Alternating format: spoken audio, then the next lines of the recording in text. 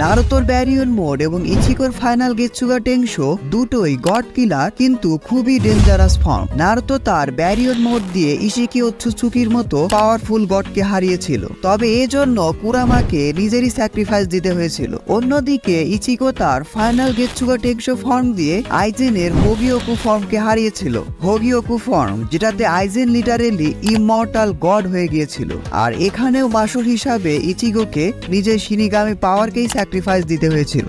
যদিও প্লট টুইস্টের মাধ্যমে পরবর্তীতে ইচিগো আবার তার পাওয়ার ফিরে পায়, পুরো শোনেন অ্যানিমে হিস্ট্রিতে স্পেশালি বিগ 3-তে আমি ইচিগোকেই সবচেয়ে বেশি প্লট আর্মার পেতে দেখেছি। তোমাদের কাছে কি মনে হয় এখন এই দুই গড কিলার ফর্মের মধ্যে সিরিয়াস ব্যাটেল করানো হলে কে জিতবে?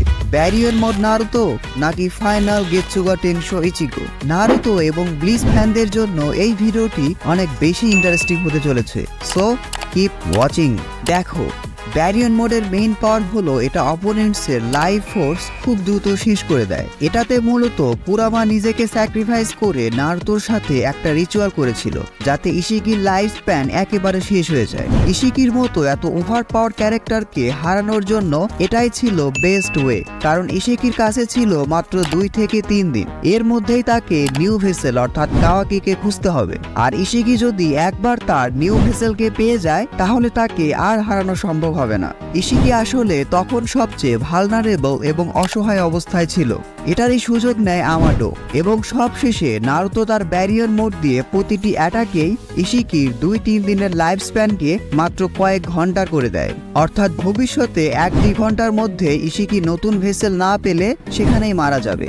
এবার বুঝতে পেরেছো নারুতোর ব্যারিয়ন মোড পাওয়ারটাই একজন গডের জন্য বিগেস্ট থ্রেট। অন্যদিকে ফাইনাল গেটসুগা টেংশো হলো ইচিগোর জানপাক্টো স্পিরিটের ফাইনাল ফর্ম, যেটাতে ইচিগো তার জানপাক্টোর সাথে একেবারে মার্জ হয়ে যায়। মার্জ হওয়ার পর ইচিগো এত বেশি পাওয়ারফুল হয়ে গিয়েছিল যে এটার ওয়ান শটেই সেই আইজেনের হোগিওকু ফিউজ ফর্মকে একেবারে ডিস্ট্রয় করে দেয়। আর এটা এত পাওয়ারফুল হবে নাই বা কেন? নর্মাল গেটসুগা টেংশো যেটা নিজেই একটা পাওয়ারফুল টেকনিক, এটার huge force, long scale damage এবং ডিস্ট্রাকশনকে আইজেনও সামলাতে পারছিল না। আইজেন যে কিনা একাই পুরো ক্যাপ্টেন স্কোয়াড সহ হেড ক্যাপ্টেনকেও হারিয়ে দেওয়ার মতো অ্যাবিলিটি রাখে, তাহলে একবার ভাবো এই জানপাক্টো স্পিডের ফাইনাল অ্যাটাক ঠিক কতটা পাওয়ারফুল হবে। ফাইনাল অ্যাটাক অর্থাৎ ইচিগো এর পরে আর এই গড লেভেল অ্যাটাক ইউজ করা তো দূরে থাক, তার শিনিগামি পাওয়ারকেই ইউজ করতে পারবে না। এই ফর্ম অ্যাচিভ করা এত বেশি কঠিন যে এই ফর্মকে আনলক করার জন্য ইচিগোকে তার জানপাক্টো স্পিড জাঙ্গেৎসুকে কনভিন্স করতে হয়েছিল যাতে জাঙ্গেৎসু তাকে এই টেকনিকটা শেখায়। যাই হোক, final Getsuga Tensho form Ichigo versus Hogyoku form আইজেনের ফাইনাল ব্যাটেল শেষে Urahara finish the job and finally Aizen তার গড লেভেল ফর্মেও হেরে যায়। এজন্যই আইজেন এত পাওয়ারফুল হওয়ার পরও ইচিগোর ফাইনাল গেটসুগা টেংশো ফর্মের কাছে হেরে গিয়েছিল, অথবা বলতে পারো হারতে চেয়েছিল। এটার পিছনেও আছে হোগিওকু যেটা উরাহারা ক্রিয়েট করেছিল। এটা নিয়েও ফিউচারে ডিটেলসে ভিডিও আসবে, তবে ততক্ষণে এই ভিডিওটিতে এখনই 400 লাইক কমপ্লিট করে দাও। 400 লাইক কমপ্লিট হলে ব্লিচ অ্যানিমের ইন্টারেস্টিং কনসেপ্ট নিয়ে আরো ভিডিও আসবে। এবার নারুতোর ব্যারিয়ন মোড নিয়ে কথা বলা যাক, তারপর তোমরা নিজেরাই বুঝে যাবে পাওয়ার এবং অ্যাবিলিটিতে কে জিতবে। ব্যারিয়ন মোড নারুতোর সবচেয়ে powerful form. Sage of 6 path, Sage mode, Kurama চাকরা mode এই সবগুলোর থেকে পাওয়ারফুল। এই ফর্মে নারুতো আর কুরামা ফিউজড হয়ে একটা ফাইনাল ফর্ম বানায় যেখানে নারুতোর স্পিড লাইটের থেকে 100 গুণ বেশি হয়ে যায়। এছাড়াও নারুতোর ডিউরেবিলিটি, পাওয়ার বুস্ট, স্ট্রেংথ সবকিছু বেড়ে যায়, বলতে পারো ওভার পাওয়ার হয়ে যায়। ব্যারিয়ন মোডে নারুতো এত বেশি পাওয়ারফুল হয়ে গিয়েছিল যে তার চারপাশে এনার্জি ফ্লো দেখে সাসকে এবং জিগেন বিশ্বাসই করতে পারছিল না। জিগেন এত পাওয়ারফুল ভিলেন যাকে নারুতো আর সাসকে দুজন মিলে তাদের ফুল পাওয়ার ইউজ করেও হারাতে পারছিল না, কিন্তু ব্যারিয়ন মোডে আসার পর নারুতো জিগেনের সব অ্যাটাক ডজ করে ফেলছিল এবং জিগেনকে ওভার পাওয়ার করে ফেলেছিল। জিগেনের মতো গড লেভেল ক্যারেক্টার নারুতোর ব্যারিয়ন মোডের সামনে অসহায়ভাবে কিছুই করতে পারছিল না। আর যারা জানো না তাদের জন্য জিগেন হলো ইশিকি ওৎসুৎসুকির ভেসেল, আর ইশিকি ওৎসুৎসুকি কিন্তু এখন পর্যন্ত সবচেয়ে পাওয়ারফুল ওৎসুৎসুকি। হ্যাঁ, মোমোশিকির থেকেও পাওয়ারফুল। একটা নর্মাল ওৎসুৎসুকির কাছে গড লেভেল পাওয়ার থাকে, সেখানে ইশিকির মতো পাওয়ারফুল ওৎসুৎসুকিকে ওভার পাওয়ার করা কিন্তু চারটেখানি কথা নয়। ইশিকি ওৎসুৎসুকি চাকরা রড যেটা সাসকে তার ইটারনাল মাঙ্গেকিউ শারিঙ্গান দিয়েও ট্র্যাক করতে পারছিল না, সেখানে নারুতো সেই চাকরা রডকে রীতিমতো বেয়ার হ্যান্ড দিয়ে ধরে ফেলে। কিন্তু নারুতোর এই ব্যারিয়ন মোডের জন্য কুরামা নিজের লাইফকেই স্যাক্রিফাইস করে দিয়েছিল। যারা নারুতো ভার্সেস জিগেন ওরফে ইশিকি ওৎসুৎসুকির ফাইটটা দেখেছো তারা পুরো বিষয়টা ভালোভাবে জানো। ইচিগোর ফাইনাল গেটসুগা টেংশো বুঝতে হলে তোমাদেরকে আগে ইচিগোর বাঙ্কাই সম্পর্কে জানতে হবে। ইচিগোর জানপাক্টোর পাওয়ারই হলো এটা তার স্পিরিচুয়াল প্রেশারকে বের করে সেটা ফিজিক্যাল বডিতে ম্যানিফেস্ট করতে পারে। জানগেৎসু যেটা ইচিগোর পাওয়ার, স্পিড, ডিউরেবিলিটি অনেক বেশি ইনক্রিজ করে দেয়। এজন্যই কিন্তু ইচিগোর বাঙ্কাই অনেক বেশি পাওয়ারফুল, সাথে তার ফাইনাল গেটসুগা টেংশো। আপাতত এইটুকু জেনে রাখো। হিস্ট্রি। ইশিন কুরোসাকি অর্থাৎ ইচিগোর বাবা, যে কিনা একসময় স্কোয়াড 10-এর ক্যাপ্টেন ছিল, তার কাছেই আমরা ফাইনাল গেটসুগা টেংশো সম্পর্কে প্রথমবারের মতো জানতে পারি। তো বিষয়টা এমন ছিল যে আইজেন তার হোবিওকু ফর্মে একেবারে আনস্টপেবল হয়ে গিয়েছিল। উরাহারা, ইচিগো, ইশিন এমনকি হেড ক্যাপ্টেনের মতো এত পাওয়ারফুল শিনিগামিরাও তাকে হারাতে পারছিল না।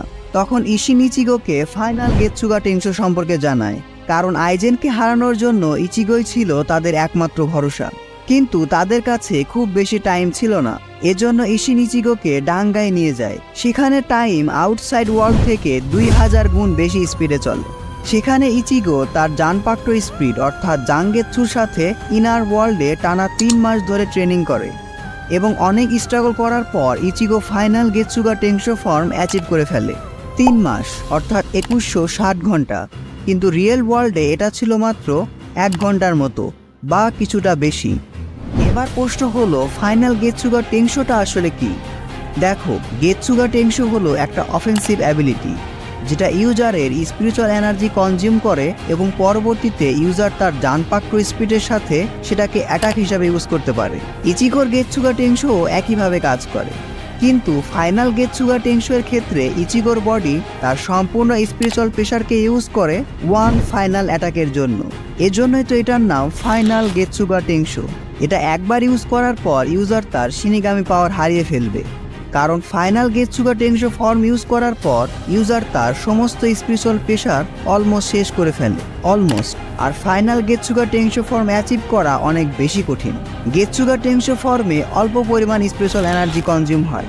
এই স্পিরিচুয়াল এনার্জি ইউজার তার জানপাক্টোর সাহায্যে অফেন্সিভ অ্যাটাক করতে পারে, যেটা অনেক ডিস্ট্রাকটিভ এবং পাওয়ারফুল হয়।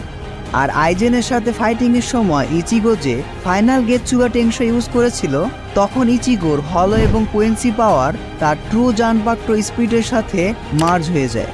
সাথে তার হিউজ স্পিরিচুয়াল প্রেশারের জন্য ইচিগো আইজেনের হোগিওকু ফর্মকেও সারপাস করে ফেলে। এই ফর্ম দেখে স্বয়ং আইজেন পর্যন্ত চমকে গিয়েছিল। আইজেন বুঝে গিয়েছিল ইচিগো এমন পাওয়ার অ্যাচিভ করেছে যেটা beyond Shinigami level. Ichigo called it Mugetsu, final form of his Getsuga Tensho, যেটা এত পাওয়ারফুল ছিল যে আইজেন তার হোগিওকু ফর্মেও ডিফিট হয়ে যায়।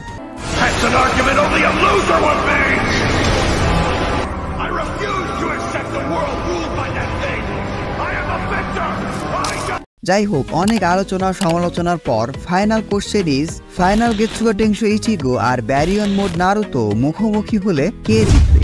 ব্যারিয়ন মোড নারুতো, যে কিনা ইচিগোর লাইফ স্প্যানকে প্রতিটি অ্যাটাকেই ধীরে ধীরে নষ্ট করতে থাকবে, অর্থাৎ ইচিগোর আয়ু আস্তে আস্তে কমে যাবে।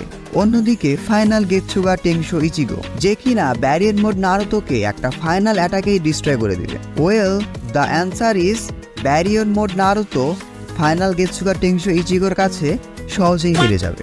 হ্যাঁ, জাস্ট গেটসুগা টেংশো ইউজ করে ইচিগো নারুতোর ব্যারিয়র মোডকে ভালোই টক্কর দিবে। সেখানে ফাইনাল গেটসুগা টেংশোর সামনে নারুতো তার ব্যারিয়র মোড দিয়েও দাঁড়াতে পারবে না, সেটা স্পিডের বিষয়ে বলো অথবা পাওয়ারের বিষয়ে, কারণ ফাইনাল গেটসুগা টেংশো হলো 4 ডাইমেনশনাল অ্যাটাক। অন্যদিকে নারুতো তার ব্যারিয়র মোডে গ্যালাক্সি লেভেলে থাকবে। এজন্যই ফাইনাল গেটসুগা টেংশো এর এত গড লেভেল ডিস্ট্রাকটিভ পাওয়ার নারুতো তার স্ট্রংগেস্ট ফর্ম অর্থাৎ ব্যারিয়র মোডেও সামলাতে পারবে না। আশা করি বিষয়টা তোমাদের খুব ভালোভাবে বোঝাতে পেরেছি। আর যারা বিষয়টি বুঝতে পারোনি তারা ভিডিওটি আরো একবার দেখতে পারো। আজকের ভিডিওটি এ পর্যন্তই। ভিডিওটি ভালো লাগলে ভিডিওটিতে এখন একটি লাইক দিয়ে চ্যানেলটি সাবস্ক্রাইব করে ফেলো। Don't subscribe if you are not an anime fan. See you in next video.